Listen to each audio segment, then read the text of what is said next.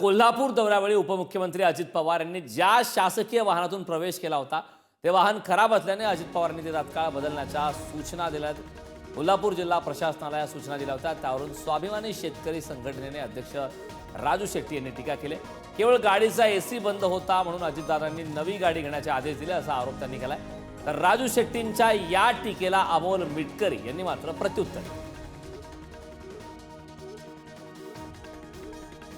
16 मिनिटात विमानतळावरनं कलेक्टर ऑफिसला गेले.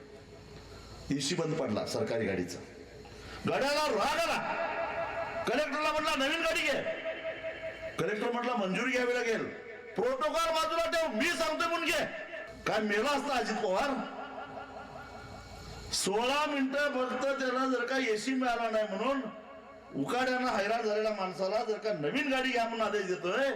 अरे दिवसा डावल्या एकाच दोरीला गळपास लावून बाप आणि मुलगा मारायला लागला. लाजा वाटल्या पाहिजे ना. राजू शेट्टींच्या गोळ्या संपल्या असल्यामुळे त्यांना जर खरीच गोळ्यांची आवश्यकता असेल तर त्या मी पाठवण्याची व्यवस्था करतो. इथून पुढे राजू शेट्टींनी दोन्ही कानाचे पडदे बाजूला ठेवून ऐकावं. जर आपली लायकी आणि पातळी सोडून अजितदादांवर टीका केली तर त्याचे गंभीर परिणाम भोगावे लागतील. आपलं तोंडाचा पट्टा चालवताना आपण कोणाबद्दल बोलतो याचा एकदा विचार करावा.